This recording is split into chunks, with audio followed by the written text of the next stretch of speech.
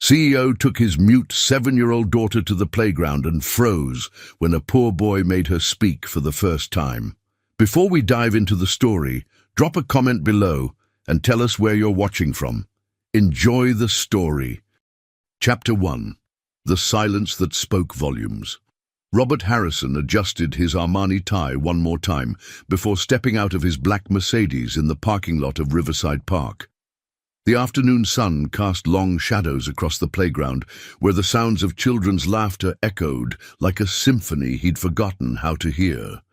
His 7-year-old daughter Emma sat quietly in the back seat, her golden hair catching the light like spun silk, her blue eyes fixed on something only she could see. "Come on, sweetheart," Robert said softly, opening her door. Emma slipped her small hand into his much larger one, but said nothing. She never said anything. For 3 years, 2 months, and 16 days, Robert counted every single one, Emma had been silent. Not by choice, the doctors said. The trauma of losing her mother in that car accident had locked away her voice somewhere deep inside, and no amount of therapy, specialists, or prayers had been able to find the key. Robert was a man who solved problems for a living. As CEO of Harrison Industries, a Fortune 500 company, he commanded boardrooms full of executives, negotiated million-dollar deals, and turned failing businesses into success stories. But he couldn't fix the one thing that mattered most, his daughter's silence. They walked toward the playground, Emma's tiny fingers gripping his hand like a lifeline. Other children ran past them, shouting and playing games that Emma watched with longing eyes, but never joined.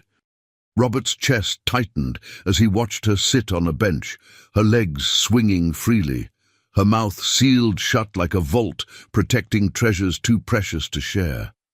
"Emma, would you like to try the swings today?" he asked, his voice carrying the same gentle hope it held every afternoon they came here. Emma looked at him with those impossibly blue eyes, Sarah's eyes, and shook her head almost imperceptibly. That's when Robert saw him. A boy, maybe Emma's age, with dirty blonde hair that stuck up in all directions and clothes that had seen better days. His sneakers had holes in them, and his t-shirt was 2 sizes too big, probably a hand-me-down. But his smile could have powered the entire city. The boy was building something in the sandbox, his tongue poking out in concentration as he shaped the sand with his bare hands.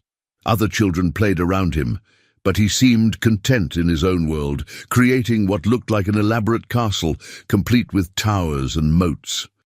Emma stood up from the bench suddenly, her movement so quick it startled Robert. She walked toward the sandbox with purpose, something he hadn't seen in her for 3 years. Robert followed at a distance, his heart hammering against his ribs. The boy looked up as Emma approached, and his face lit up like Christmas morning. "Hey there. Want to help me build this castle? I'm making it for a princess, but I think I need someone who knows what princesses really like." Emma stopped just short of the sandbox, her eyes wide and focused on the boy's creation. She knelt down in the sand, her expensive dress be damned, and reached out to touch one of the towers. "Careful," the boy said quickly but not harshly. "It's still a little wobbly. My name's Tommy, by the way, Tommy Rodriguez. What's yours?" Robert held his breath. This was the moment that always broke his heart, when other children expected Emma to speak, and she couldn't. The disappointment in their faces when she remained silent usually sent her running back to him. But something different happened today. Emma opened her mouth, and for the first time in 3 years, 2 months, and 16 days, she whispered a single word that changed everything. "Emma." Robert's legs nearly gave out. Emma had spoken. His daughter, his silent, precious Emma, had just said her name to a complete stranger. The word hung in the air like a prayer answered, and Robert felt tears streaming down his face before he could stop them.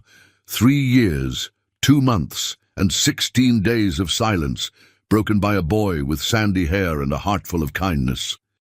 Tommy's face lit up like the 4th of July fireworks Emma used to love before the world went quiet. "Emma! That's such a pretty name!" he exclaimed, clapping his sandy hands together with pure joy. "Just like Princess Emma from my favorite book at the library. She's the one who could talk to animals and make flowers bloom just by smiling at them. Do you want to help me make the drawbridge? I can't figure out how to make it open and close properly." Robert watched in amazement as Emma nodded eagerly, actually eagerly, something he hadn't seen since before Sarah's death. She scooted closer to Tommy in the sandbox, her pristine white dress now decorated with golden sand, and began carefully shaping the entrance to the castle with delicate fingers that hadn't played in years. "My mum used to read me stories about castles," Emma whispered, her voice barely audible but clear as crystal to Robert's desperate ears. Each word was a miracle, a gift he'd thought he'd never receive again. She said every castle needs a secret garden where the princess could go when she felt sad. Somewhere beautiful and quiet where she could think about happy things. Tommy's eyes widened with excitement and he began digging enthusiastically in the sand. "A secret garden! That's the most brilliant idea ever. We could put it right here behind the main tower, with tiny flowers made of colored sand." He paused in his digging, looking at Emma with curiosity that held no judgment. "Your mom sounds really smart and nice. Is she picking you up later, or are you going home with your dad?" Robert's breath caught in his throat. This was always the hardest part, the moment when other children asked about Mommy, and Emma's face would close off like shutters slamming shut. He'd watched it happen dozens of times, seen her retreat back into silence when the questions became too difficult to navigate. But today felt different. Today, Emma's hands stilled in the sand, but she didn't run. She didn't shut down. Instead, she looked directly at Tommy with those impossibly blue eyes, Sarah's eyes, and spoke with a steadiness that broke and mended Robert's heart simultaneously. "Mommy's in heaven now," she said simply, her voice carrying a grace that seemed far beyond her 7 years. "She watches me from the stars every night. Daddy showed me which one is hers. It's the brightest one right above our house." Tommy stopped digging completely and looked at Emma with an understanding far beyond his 7 years. The playground sounds seemed to fade around them as he processed her words with the serious consideration they deserved. "My daddy's in heaven too," he said gently, his voice dropping to match Emma's reverent tone. "He went there when I was 5, but I remember everything about him. He had the biggest hands in the world, and he used to build the most amazing sand castles. Mama says he watches me from the biggest star in the sky, the one that looks like it's winking. She says he sends me good dreams sometimes, especially when I'm scared or lonely." Robert felt his heart expand and break simultaneously. These two children, both touched by loss at such tender ages, had found each other in a sandbox and were sharing their deepest pain with the innocent honesty only children possessed. They spoke of death and heaven with the matter-of-fact acceptance that came from being forced to grow up too fast. "Maybe they're friends up there," Emma suggested, and for the first time in over 3 years, a genuine smile tugged at the corners of her mouth. Not the polite, practiced smile she'd learned to wear for doctors and therapists, but a real, spontaneous expression of hope. "I bet they are," Tommy agreed, his own smile matching hers. "And I bet they're really happy we're friends down here. Maybe they even helped us find each other today." As the afternoon sun began to set, casting the playground in golden hues that made everything look magical, Robert realized something profound was happening. His daughter wasn't just speaking, she was healing. The locked-away part of her soul was opening like a flower reaching towards sunlight, and it was all because of a boy with holes in his shoes and a heart bigger than the sky. But as he watched them play, carefully constructing their castle and their friendship with equal care, Robert couldn't shake the feeling that this moment was too perfect, too fragile. What would happen when this afternoon ended? What would happen tomorrow or next week? Could something so beautiful really last? "Daddy, "Can Tommy come to our house?" Emma asked as they walked back to the Mercedes, her small hand still clutching Robert's, but now with excited energy instead of the desperate need he'd grown accustomed to. Her voice carried a lightness he'd forgotten existed. Robert glanced back at the sandbox, where Tommy was carefully dismantling their castle, saving the sand for tomorrow's children with the kind of thoughtfulness that spoke to his character. The boy looked up and waved enthusiastically at Emma, his gap-toothed grin infectious and pure, the kind of smile that could light up the darkest room. "We'll see, sweetheart," Robert said, though his mind was already racing with questions and concerns. Who was this child? Where were his parents? Why was he alone at the park? And more importantly, what would happen to Emma's newfound voice if this friendship couldn't continue? "Tommy!" Robert called out, his CEO instincts kicking in as he approached the boy. "Is someone coming to pick you up? It's getting pretty late." The boy bounded over with boundless energy, sand still clinging to his worn clothes and his hair sticking up in all directions. "Oh, I walk home." "It's not far at all, just past the old brewery on Maple Street and around the corner from the laundromat with the flickering neon sign. Mama works at Danny's Diner until 8 o'clock, so I come here most days after school. Sometimes I go to the library first, but the park is my favorite place because you can build things and use your imagination." Robert's blood ran cold. Maple Street was in one of the roughest neighborhoods in the city, a place where even police patrolled in pairs. The idea of a 7-year-old walking alone through those streets every afternoon was unthinkable, the kind of thing that kept parents awake at night with worry. "How long have you been walking by yourself?" Robert asked, trying to keep his voice casual, while his mind calculated all the dangers a child could face in that area. Tommy shrugged, with the nonchalance of someone too young to fully understand the risks he faced daily. "Since school started in September. Mama says I'm responsible enough now that I'm 7 3/4. Besides, Mrs. Garcia next door watches for me from her window, and Mr. Pete at the corner store always waves and sometimes gives me a free piece of candy if I help him carry groceries for the old ladies." Emma tugged insistently on Robert's sleeve, her eyes bright with an idea. "Daddy, can we give Tommy a ride home, please? It's getting dark, and he shouldn't walk alone when it's dark." Robert looked at his daughter's pleading eyes, the same eyes that had been empty and lifeless for so long, and knew he couldn't refuse her first real request in years. The protective instincts he felt for Emma extended naturally to this remarkable boy who had given her back her voice. "Of course, Tommy. Would you like a ride home? We'd be happy to take you." The car ride was a revelation that changed everything Robert thought he knew about childhood resilience. Tommy chattered non-stop about school, his favorite teacher, Mrs.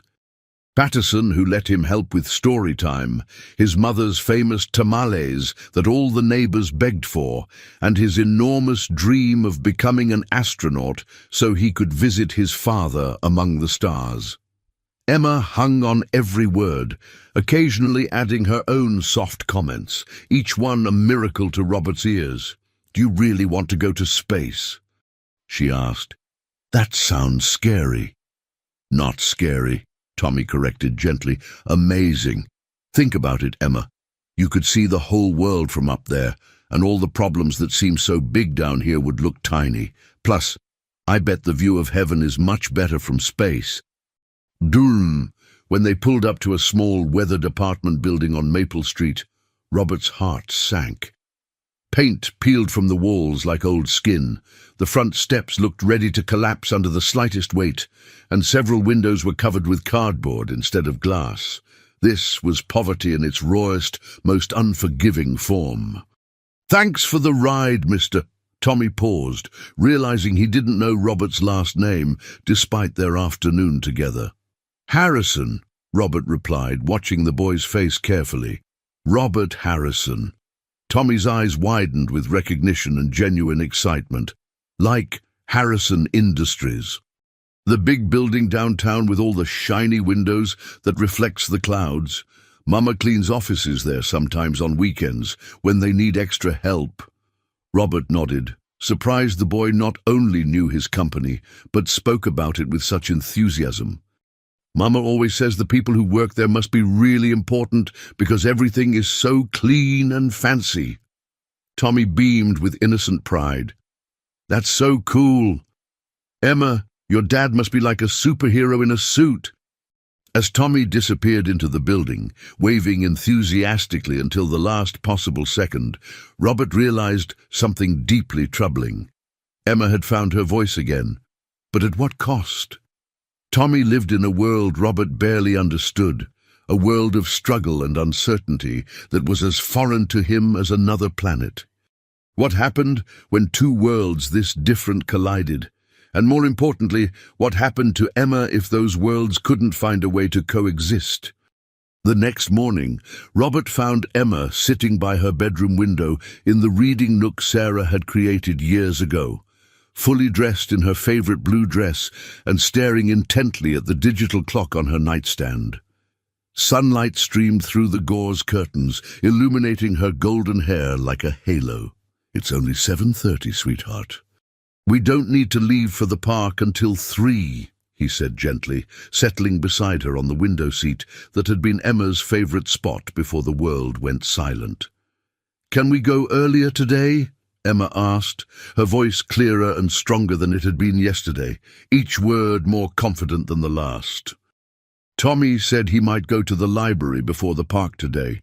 He's going to read stories to the little kids, and I want to see what books he likes. Maybe I could help him. Robert's heart swelled with joy and worry in equal measure. Emma was speaking in full sentences, showing enthusiasm for activities beyond their quiet, carefully controlled routine, all positive signs that filled him with hope. But her entire emotional recovery seemed hinged on one little boy she'd known for less than 24 hours, and that dependence terrified him. Emma, honey, we need to talk about Tommy, Robert began carefully, choosing his words like stepping stones across a dangerous river. He's a wonderful boy, and I'm so happy you've become friends, but he's my best friend, Emma interrupted with a firmness that surprised Robert completely. He understands about missing people and having holes in your heart that hurt sometimes, and he makes me want to talk again, Daddy. When I'm with him, the words don't feel stuck anymore.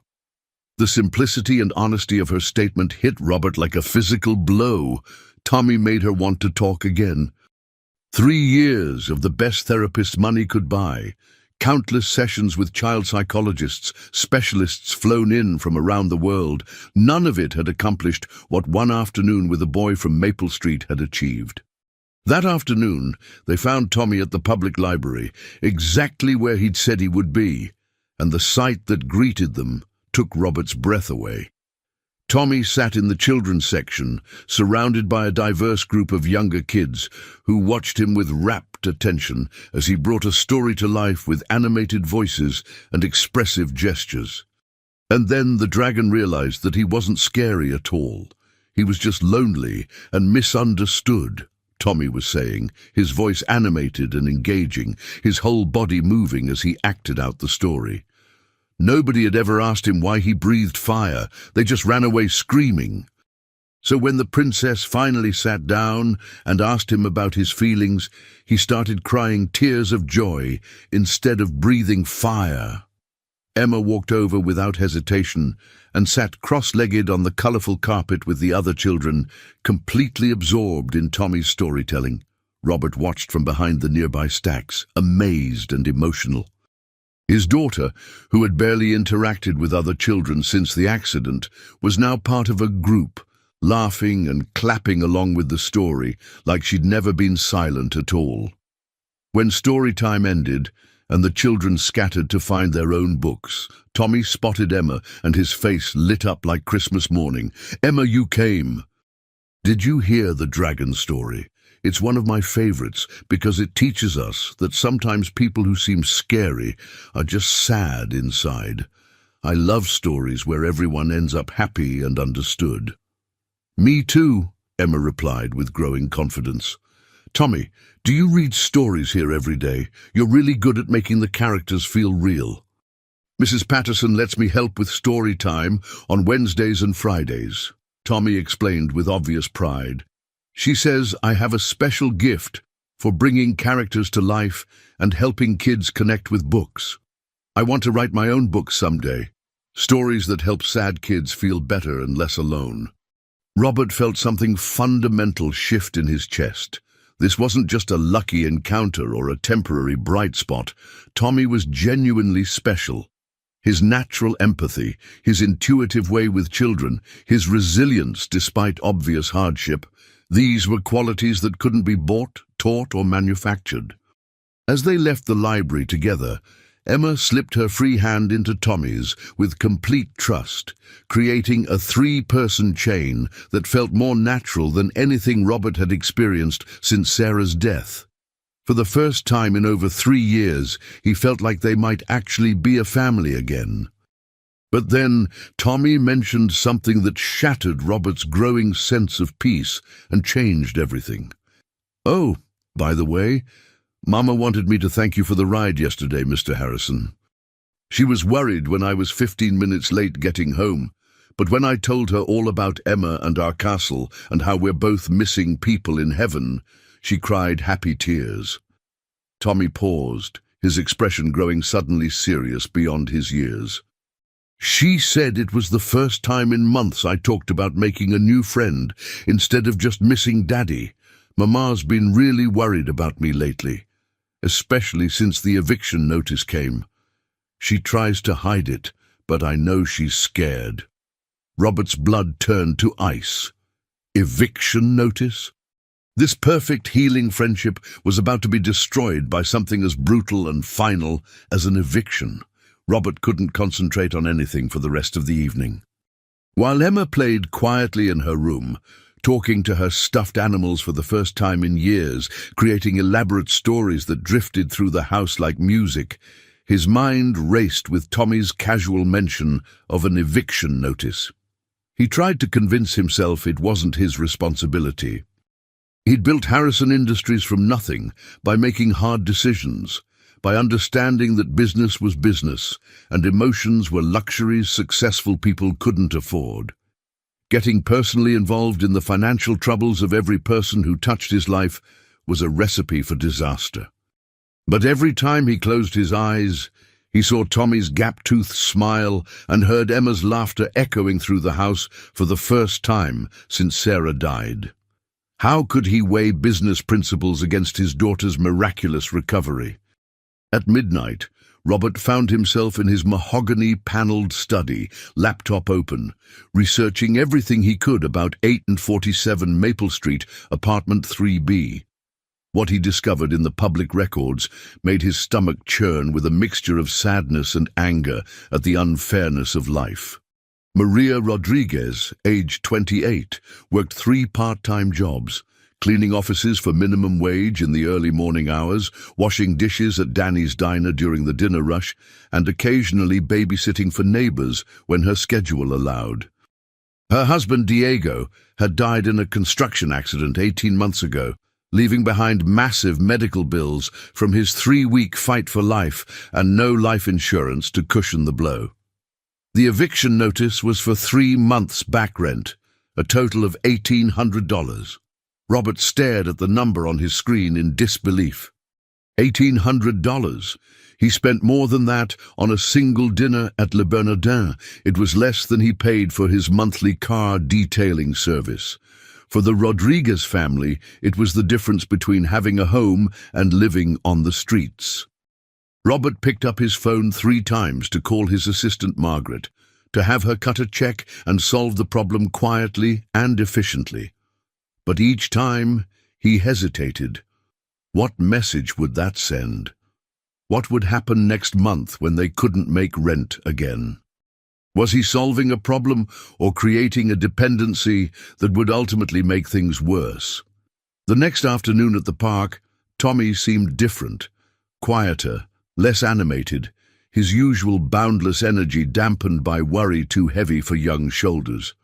When Emma asked him to help build another castle, he agreed, but his heart wasn't in it. His movements were mechanical, distracted. "Tommy, is everything okay?"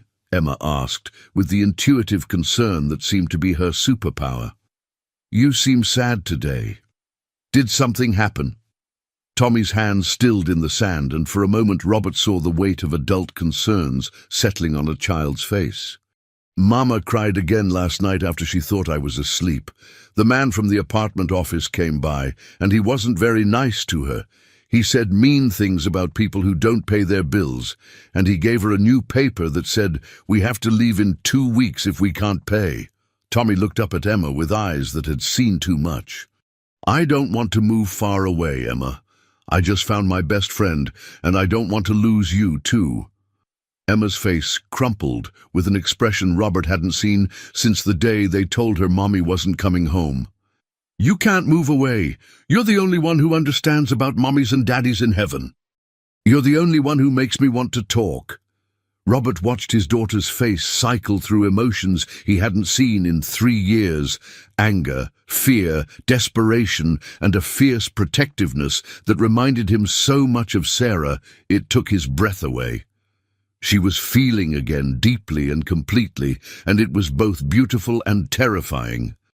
"Maybe your daddy can help," Tommy said suddenly, looking at Robert with hopeful eyes that carried the weight of a family's future. "He's important, right? Important people can fix things that regular people can't fix." The weight of both children's expectant gazes settled on Robert's shoulders like lead. He was important. He could fix this. But should he? And if he did, what would be the consequences for everyone involved? "I'll see what I can do," Robert heard himself saying, though his mind was screaming warnings about boundaries and complications and the dangerous territory of mixing business with personal feelings. That night, as Robert tucked Emma into bed in the room that still smelled faintly of Sarah's lavender perfume, she looked up at him with those impossibly blue eyes and said the words that would haunt him for sleepless days to come. "Daddy, if Tommy moves away, I think I might stop talking again. He's the only person who makes the words want to come out of the quiet place where they've been hiding. Without him, I don't know if I'll remember how to use my voice." Robert realized with crystal clarity that he wasn't just being asked to help a struggling family. He was being asked to save his daughter's voice, her healing, her future. But was he strong enough to bridge 2 worlds that seemed destined to remain apart? And what would be the cost of trying? Robert stood outside 847 Maple Street at 7:30 the next morning, holding an envelope containing a certified check for $5,000, enough to cover back rent and several months ahead. He'd barely slept, wrestling with Sarah's voice in his head, her gentle wisdom echoing through his memory. "You can't solve everything with money, Bobby," she used to say when he tried to write checks for problems that required more than financial solutions. "Sometimes the heart needs more than the wallet can provide. Sometimes people need to feel like they've earned their dignity." But what was the alternative? Let Tommy and his mother get evicted? Watch Emma retreat back into silence? Sometimes money was the only tool he had, the only language he spoke fluently enough to help. The apartment building looked even more run down in the harsh morning light. Graffiti covered most of the first-floor walls. The sidewalk was cracked and uneven, and the smell of garbage and despair seemed to hang in the air like fog. Robert climbed the creaking stairs to 3B, each step echoing his doubts, and knocked gently. The woman who answered the door was not what he'd expected. Maria Rodriguez was beautiful in the way that hardship couldn't touch. High cheekbones that spoke of indigenous heritage, intelligent dark eyes that missed nothing, and an aura of dignity that poverty couldn't diminish.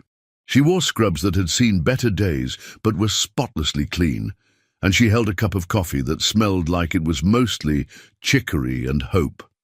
"Mr. Harrison?" she said, recognizing him immediately from Tommy's excited descriptions. "Tommy told me all about you and Emma.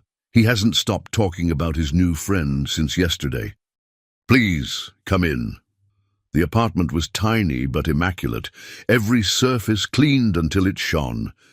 Everything was organized with military precision, and despite the obvious poverty, there was love in every corner.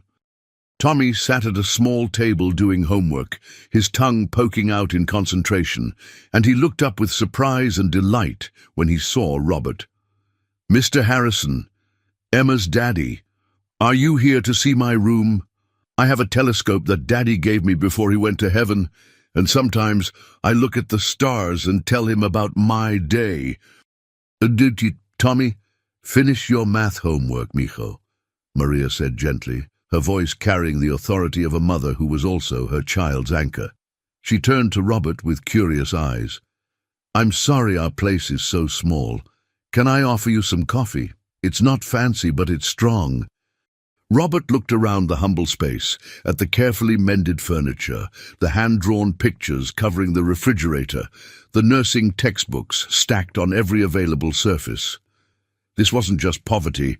This was someone fighting tooth and nail to build a better life against impossible odds. "Mrs. Rodriguez," Robert began, pulling out the envelope with hands that weren't quite steady, "I want to help with your rent situation. Tommy and Emma have become very close, and I understand you're facing some difficulties. Consider this a gift." "No." Maria's voice was firm but not unkind, and her refusal hit Robert like a physical blow. "I appreciate the gesture more than you know, Mr. Harrison, but I don't take charity, not even from someone with the kindest intentions." Robert blinked, stunned into silence. In his world, everyone took money if you offered enough. Everyone had a price, a number that would solve their problems and make them grateful. This was foreign territory. "Mrs. Rodriguez, please. I understand your pride, but Tommy and Emma—" "And that's beautiful," Maria interrupted with gentle steel. "My son hasn't smiled like this since his father died, and from what Tommy tells me, Emma is finding her voice again. But money doesn't buy friendship, Mr. Harrison. It complicates it, creates imbalances that children shouldn't have to navigate." "Then what can I do?" Robert asked, genuinely confused and feeling helpless in a way that was completely unfamiliar. "I can't just watch you get evicted when I have the power to prevent it." Maria studied him for a long moment, her intelligent eyes seeming to see straight through to his soul. When she spoke, her words would change everything. "You want to help? Give me a job. A real job with benefits and a future. I'm 2 semesters away from finishing my nursing degree, but I can't afford to continue. Help me build something lasting, not just pay for a temporary fix that solves nothing." Tommy looked up from his homework, his young face bright with understanding that amazed Robert. "Mama's really smart, Mr. Harrison. She's going to be the best nurse ever and help sick people feel better. Just like Emma helped me feel better about missing Daddy, and I helped her find her voice again. It's like a circle of helping." Robert stared at this remarkable woman and her extraordinary son, realizing he'd completely misunderstood everything about their situation. This wasn't about charity. It was about opportunity, dignity, and the chance to build something meaningful. But first, he needed to know something that Tommy had just revealed with casual wisdom. Exactly how much did this 7-year-old boy understand about loss, healing, and the miraculous power of human connection to transform lives? 3 days later, Robert sat across from Maria Rodriguez in his executive conference room on the 42nd floor of Harrison Industries. The contrast was stark. Maria in her best dress, which was still clearly second-hand, surrounded by Italian leather chairs and floor-to-ceiling windows that offered a view of the entire city. "I've spoken with our human resources department," Robert began, sliding a folder across the mahogany table. "We have an opening in our corporate wellness program. The position involves coordinating health services for our employees, working with our medical staff, and eventually managing wellness initiatives. It's perfect for someone with your background and future nursing degree. Maria opened the folder, her eyes widening as she read the salary figure. "Mr. Harrison, this is more than I make in 6 months at my 3 jobs combined." "There's more," Robert continued, feeling a strange mix of nervousness and excitement. "The position comes with full healthcare benefits, tuition reimbursement for you to finish your nursing degree, and a daycare facility in the building where Tommy could stay after school until you're finished work." For the first time since he'd met her, Maria Rodriguez looked genuinely stunned. She stared at the papers for a long moment, then looked up at Robert with eyes that glistened with unshed tears. "Why?" she asked simply. "This is incredibly generous, but why are you doing this? This goes far beyond helping with friendship between our children." Robert had asked himself the same question 100 times over the past 3 days. The answer had crystallized slowly, painfully, like a truth he'd been avoiding since Sarah's death. "Because Emma hasn't just found her voice again," he said quietly.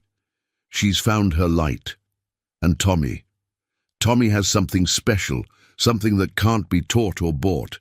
He has the ability to heal people just by being himself. I've seen what he's done for Emma, what he does with those children at the library. That's not just friendship, that's a gift." Maria's hand trembled slightly as she turned the page. "The position would start immediately. Tomorrow, if you can manage it. We'll provide temporary housing assistance while you transition, and—" "No." Oh, Maria's voice was firm again. "No housing assistance. I'll make do with our apartment until I can afford something better. But the job—" She looked up at him with a smile that transformed her entire face. "The job I'll take with gratitude and the promise that you won't regret this decision." As they shook hands, Robert felt something shift in his chest, a lightness he hadn't experienced since before Sarah died. But as he watched Maria gather the papers with shaking hands, he couldn't shake the feeling that he'd just set something in motion that would change all their lives in ways he couldn't imagine. That afternoon, when Tommy and Emma met at the park, the news exploded from Tommy like fireworks. Emma, guess what? Mama got a real job at your daddy's building. A job with insurance and everything. We don't have to move away." He spun around in the sandbox, arms outstretched, sand flying everywhere. Emma's face lit up with pure joy. "Really, really, truly, you get to stay. Forever and ever," Tommy declared. "And the best part is, there's a place for kids in the building, so I can be close to Mama while she works, and maybe sometimes we can see each other during the day." Robert watched their celebration with a warmth in his chest that felt foreign and wonderful.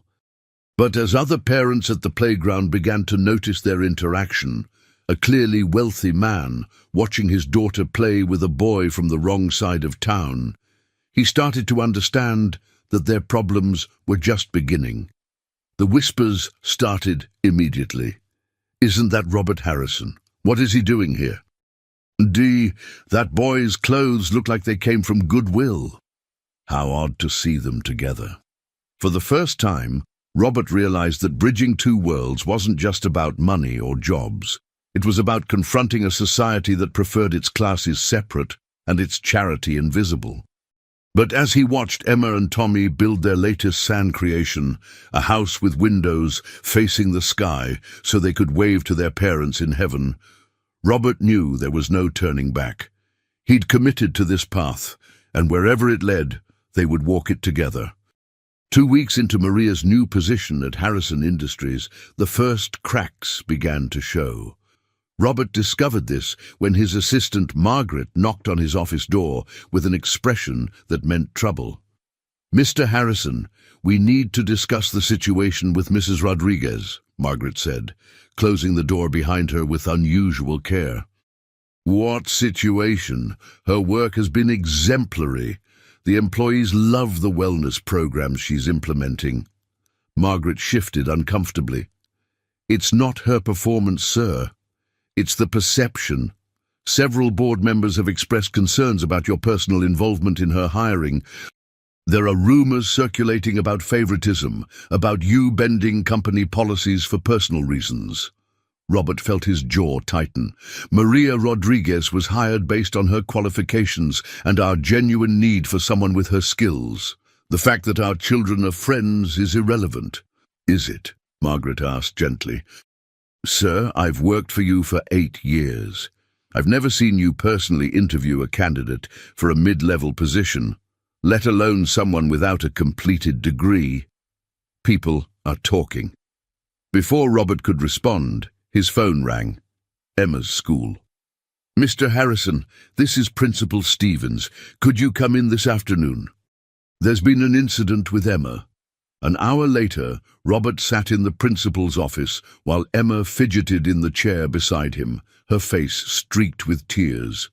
Across from them sat another parent, Mrs. Blackwood, whose daughter Madison was in Emma's class. Emma hit Madison during recess, Principal Stevens explained.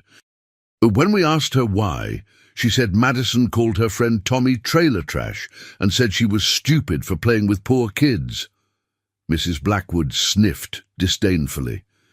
Madison was simply observing that Emma seems to have formed an inappropriate attachment to a child from a very different background. Children need to learn about appropriate social boundaries. Robert felt rage bubble up in his chest, but before he could speak, Emma's small voice cut through the tension. Tommy isn't trash. He's the kindest, smartest boy I know. He reads to little kids and makes them feel better when they're sad. Madison doesn't know anything about him, and she doesn't know anything about being sad either. The room fell silent. Emma had just spoken more words in defense of her friend than she'd spoken to anyone at school in 3 years. Emma, hitting is never appropriate, Principal Stevens said gently. But I understand you were defending your friend. That shows loyalty. Mrs. Blackwood's face reddened. This is exactly what I mean. This association is clearly affecting Emma's behavior. Perhaps Mr. Harrison should reconsider allowing his daughter to spend time with children from such different circumstances. Robert stood slowly, his voice deadly calm. Mrs. Blackwood, my daughter has found her voice for the first time in 3 years because of her friendship with Tommy Rodriguez. If you have a problem with that, I suggest you examine your own prejudices rather than questioning my parenting decisions. As they left the school, Emma slipped her hand into Robert's. Daddy, I'm sorry I hit Madison. But I'm not sorry I stood up for Tommy. Mama used to say that standing up for people we love is always right, even when it's hard. Robert squeezed her hand, feeling proud and terrified at the same time. Emma was learning to fight for what mattered to her. But in doing so, she was also learning that their new family configuration would face resistance from a world that preferred its boundaries clearly drawn. That evening, as Robert tucked Emma into bed, she asked the question he'd been dreading. Daddy, why do some people think Tommy isn't as good as me? He's smarter than most kids in my class, and he's definitely nicer. Robert sat on the edge of her bed, searching for words that could explain adult prejudices to a child's innocent heart. Some people judge others by things that don't matter, sweetheart. Things like how much money their families have or where they live. But you know what really matters, don't you? How kind they are inside, Emma said softly, and whether they make you feel like talking when you thought you'd forgotten how. Exactly. And Emma, I'm proud of you for defending Tommy, even though hitting isn't the answer. Next time, use your words. You have powerful words now. As Robert turned off the light, Emma's voice drifted through the darkness. Daddy, are people going to try to make Tommy and his mama go away because they think we don't belong together? The question hit Robert like a physical blow, because the truth was he was beginning to fear the answer might be yes. The crisis came on a Tuesday morning in November, swift and brutal as a winter storm. Robert was reviewing quarterly reports when Margaret burst into his office without knocking, her face pale and urgent. Sir, you need to see this immediately. She thrust a local newspaper across his desk, her hands shaking slightly. The headline made Robert's blood freeze. Harrison Industries, CEO's personal charity case, favoritism or romance. Below, it was a photo of Robert, Maria, Tommy and Emma leaving the library together the previous weekend, looking for all the world like a family. The article was a masterpiece of innuendo and calculated speculation. It questioned Maria's qualifications, suggested inappropriate relationships, and painted Robert as a CEO who bent company policies for personal gain. Worse, it delved into Emma's history, describing her as the traumatized daughter of the late Sarah Harrison, now potentially being used as a pawn in her father's midlife crisis. "How did they get this information?" Robert demanded, his voice dangerously quiet. The reporter spoke to several employees, former school parents, even some of the park regulars. Someone's been feeding them details for weeks. Margaret paused. "Sir, the board is meeting in emergency session this afternoon. They're concerned about the company's reputation." By noon, Robert's phone was ringing constantly. By 2 o'clock, the story had been picked up by financial news outlets. By 4 o'clock, Harrison Industries stock had dropped 3%. At 5 o'clock, Robert found himself sitting across from his own board of directors like a defendant at trial. "Robert, we've been friends for 15 years, said Richard Blackwell, the board chairman and Robert's old college roommate. But this situation has become untenable. The appearance of impropriety is damaging our corporate reputation." "There is no impropriety," Robert said firmly. "Maria Rodriguez was hired based on her qualifications and our genuine need. A woman with an incomplete degree and no corporate experience, hired at a salary 30% above industry standard, whose son happens to be your daughter's best friend." Board member Patricia Wells shook her head. "Robert, even if everything is above board, the optics are terrible." Robert looked around the room at faces he'd known for years, people he'd trusted with his company's future. "Are you asking me to fire her?" The silence stretched like a taut wire. "We're asking you to make a decision about what matters more," Richard said quietly. "Your personal relationships or the company your wife helped you build." The mention of Sarah hit Robert like a slap. Sarah, who had believed in using success to lift others up. Sarah, who would have loved Tommy's spirit and Maria's dignity. Sarah, who had made Robert promise to never let Emma's heart close off from the world. "I need time to think," Robert said, standing abruptly. "You have until Friday," Patricia said. "Either Mrs. Rodriguez resigns or will be forced to call for a vote of no confidence in your leadership." That evening, Robert sat in his study with a glass of bourbon he couldn't taste, staring at a photo of Sarah holding baby Emma. What would Sarah do? What would she say about a world that punished kindness and demanded he choose between his daughter's healing and his company's reputation? His phone buzzed. A text from Maria. "Mr. Harrison, I've seen the news. I'll submit my resignation tomorrow. Thank you for the opportunity. Tommy and I will be fine." Before Robert could respond, Emma appeared in the doorway in her pajamas, her face streaked with tears. "Daddy," Tommy called. "He said his mama has to quit her job because people are saying mean things about us being friends. He said maybe we shouldn't see each other anymore because we're causing too much trouble." Robert's heart shattered as he looked at his daughter's devastated face.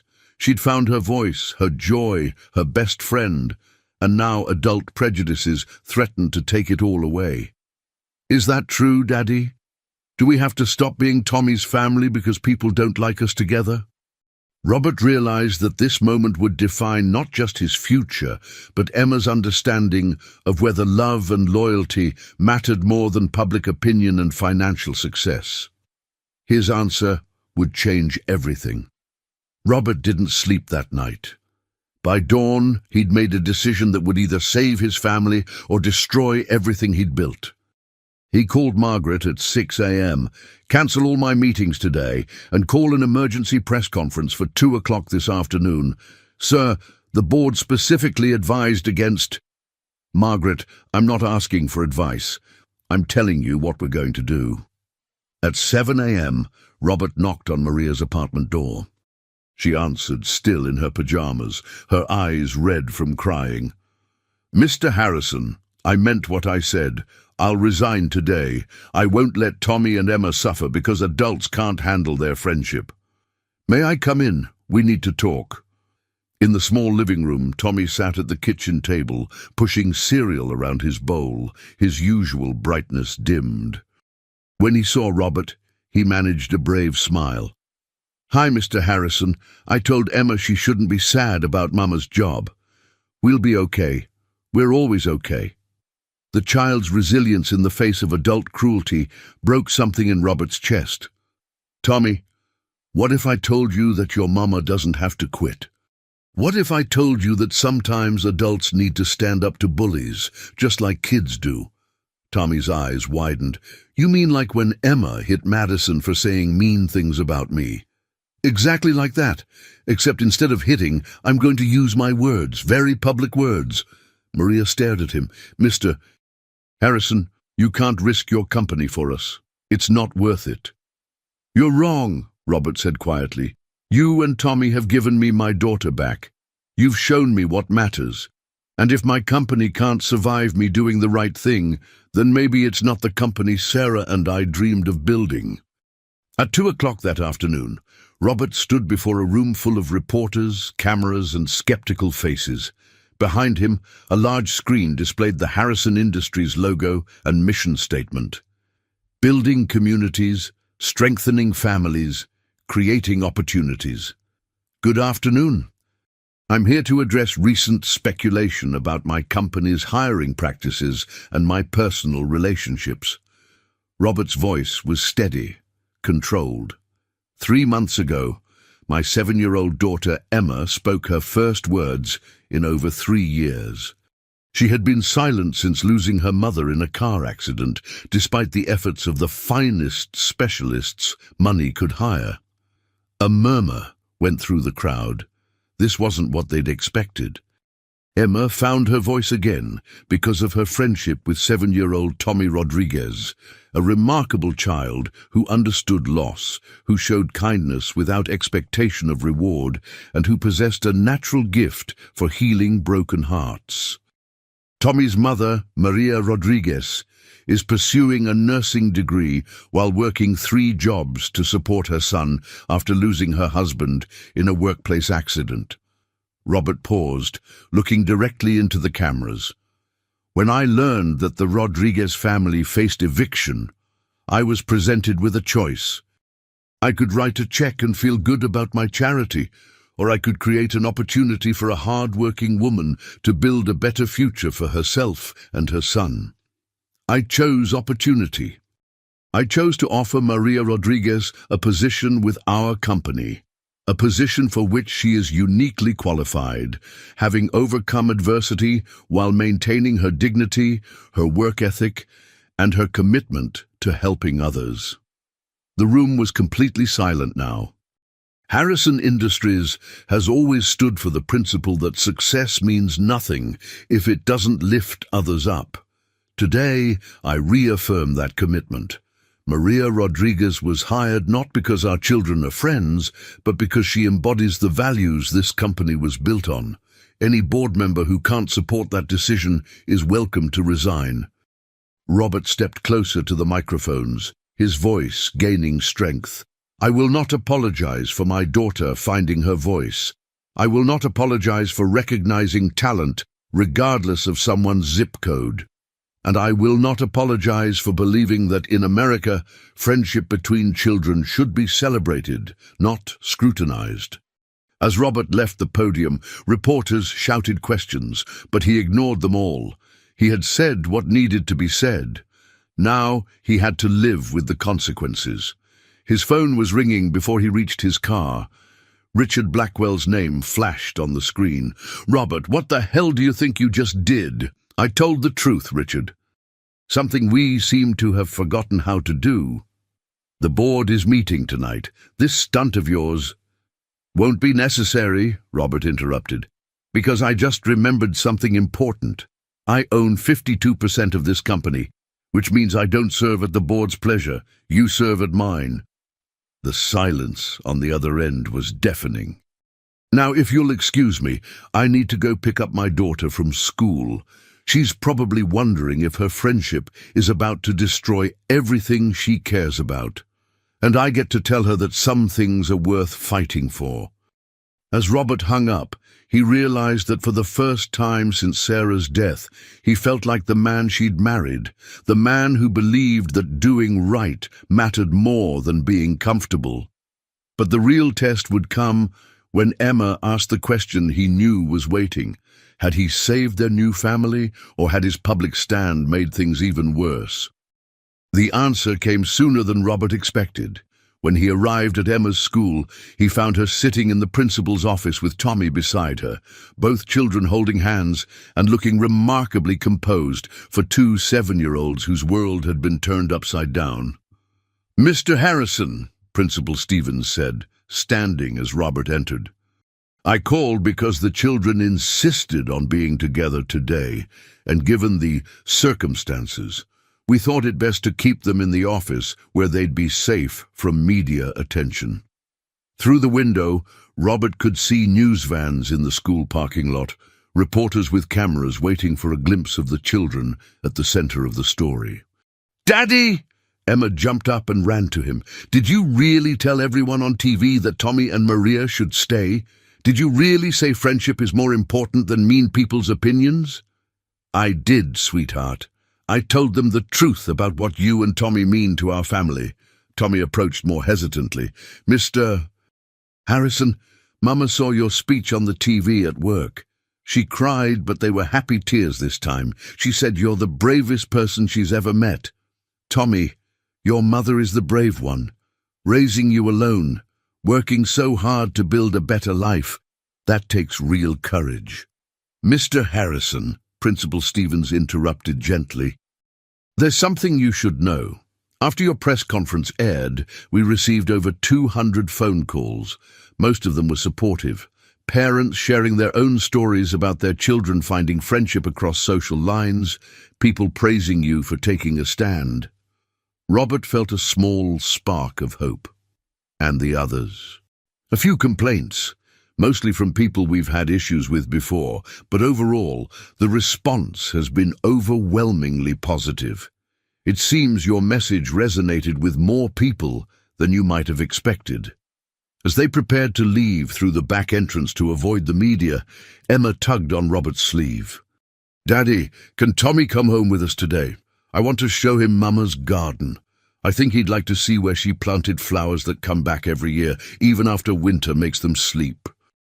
Robert looked at these two remarkable children who had found each other across impossible odds and rebuilt each other's broken pieces with nothing but pure friendship. "Of course he can, sweetheart. I think your mama would love for Tommy to see her garden."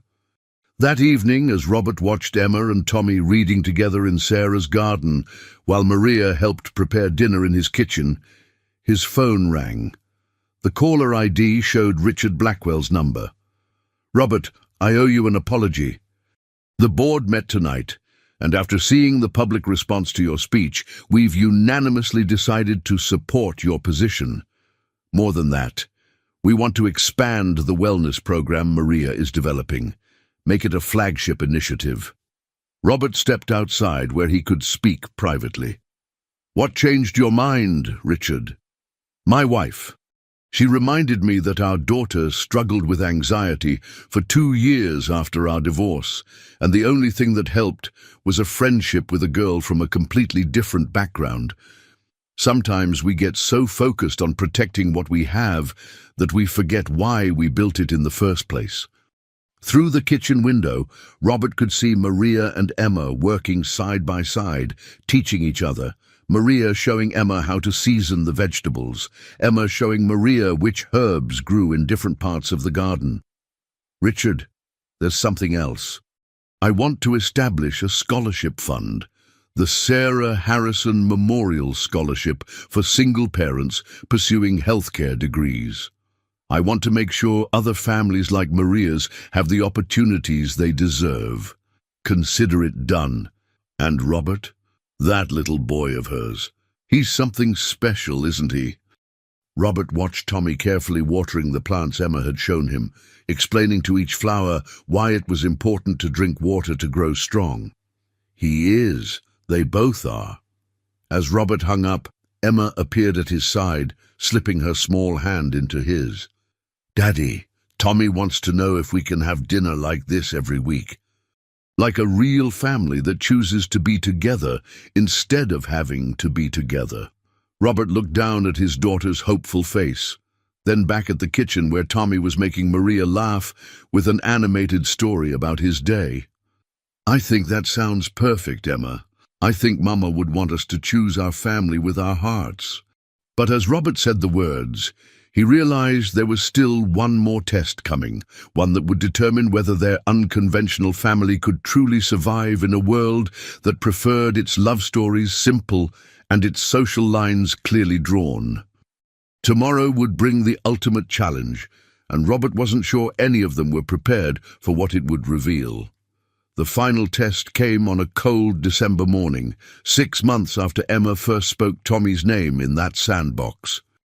Robert was reviewing the Sarah Harrison Memorial Scholarship applications when Margaret knocked on his door with an expression he'd learned to recognize. The look that meant someone from their past was about to collide with their present. "Mr. Harrison, there's someone here to see you. She says it's about the Rodriguez family, and she won't speak to anyone else. Her name is Dr. Elena Martinez, and she seems upset."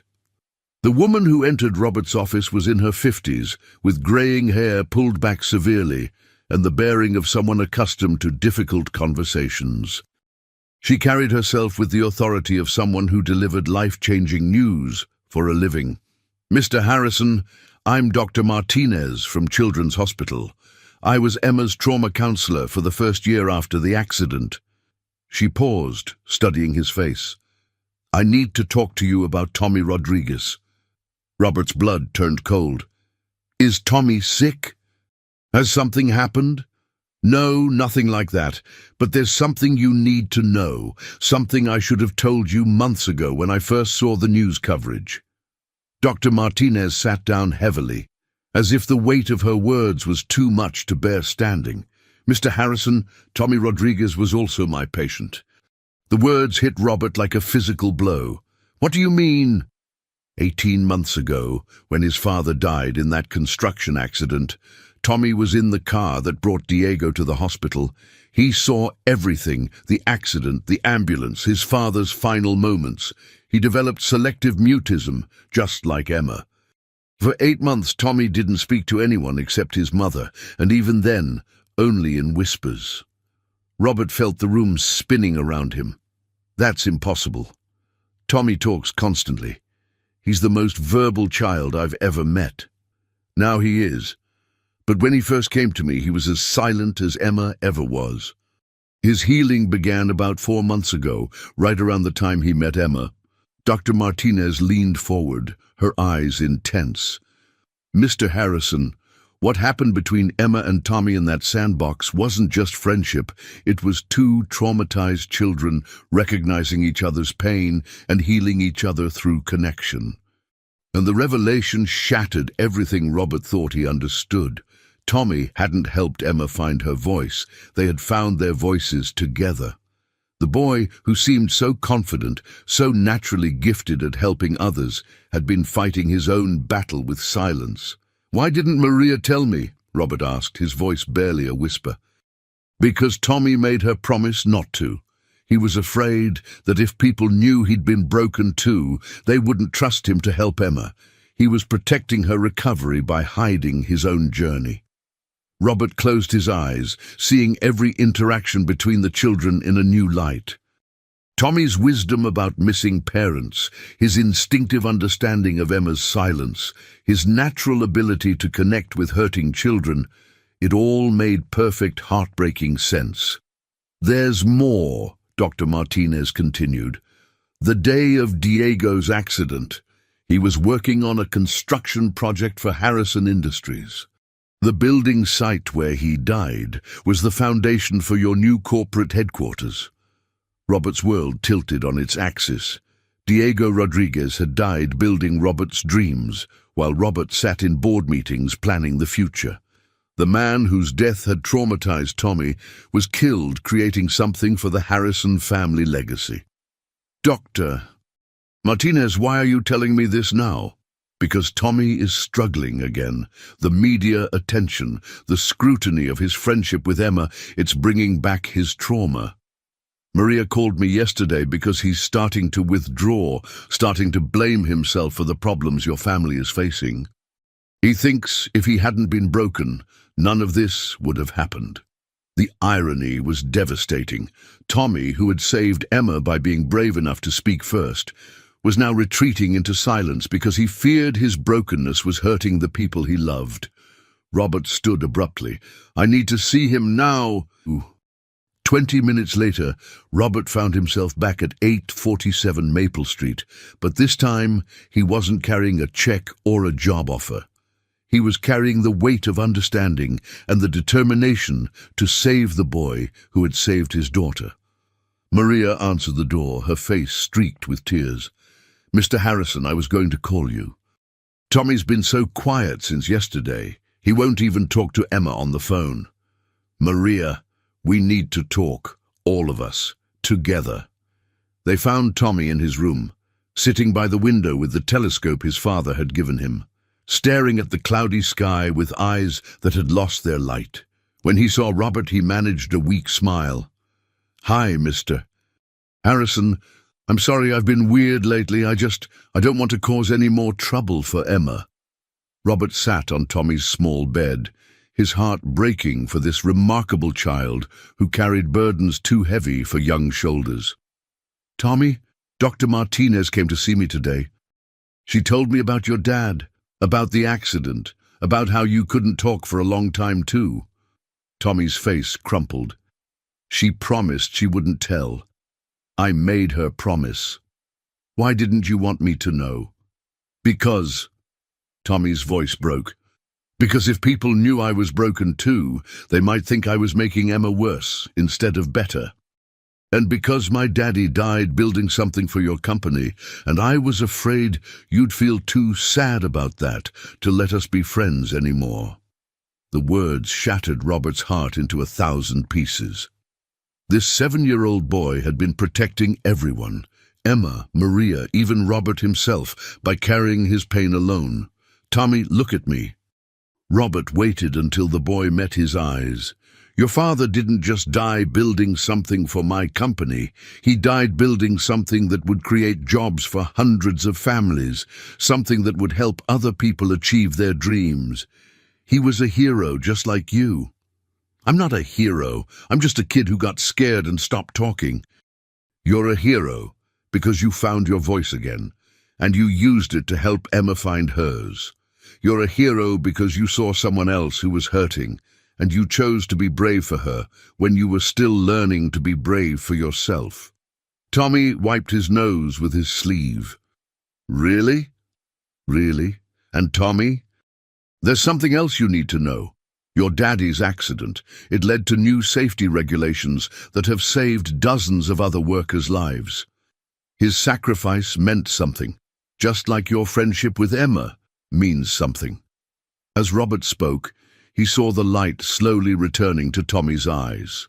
But the real magic happened when Emma appeared in the doorway, having convinced her driver to bring her to the apartment when Tommy wouldn't answer her calls.